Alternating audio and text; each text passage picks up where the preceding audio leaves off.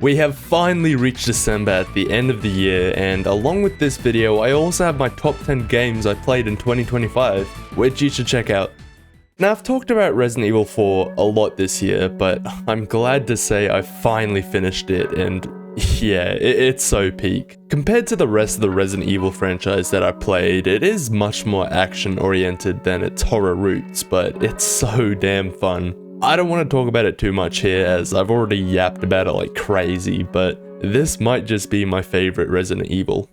And then, after finishing my replay of The Last of Us towards the end of November, I moved on to The Last of Us Part 2, Remastered. And man, if The Last of Us represented hope in a world without it, Part 2 is full of nothing but sorrow. Every part of this game hurt me. Throughout, it just felt like a train that I was waiting to crash. But even at the end, the crash never came. After beating the game, I felt empty more than any other game I played, and it is a masterpiece. It made me feel things I've never felt before, and after obsessing over The Last of Us Part 1 throughout this whole year, I felt conflicted. I did not feel good playing through The Last of Us Part 2. And it was that made it great. 10 out of 10.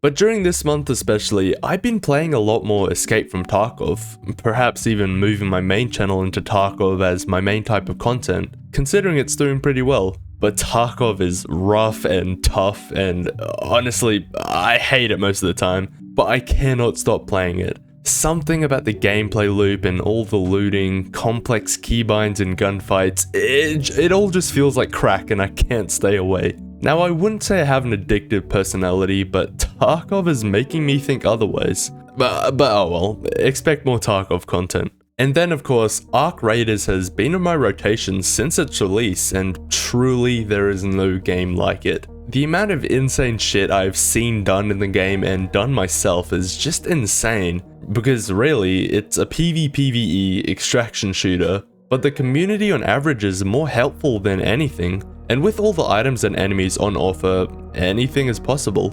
I'm so glad I've been following this game since its release, because it's amazing to watch this game and all of the players learn how to play and conduct themselves and figure out all the tech.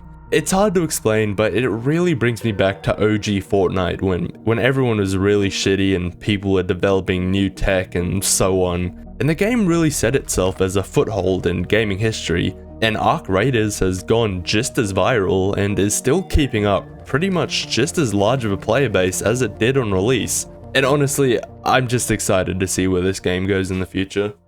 But towards the end of the month, my good pal let me borrow his PS5 so I could play Death Stranding 2, and oh my, peak shit. I don't know what I really wanted out of a sequel to one of my favorite games of all time, but Death Stranding 2 went above and beyond.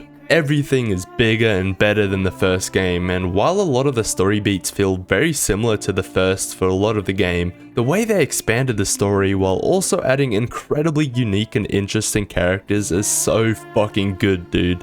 Kojima is always a heavy hitter, and he really brought the hammer down for this one. And I don't know what to say. I love the first, I love the second, and man, I am content.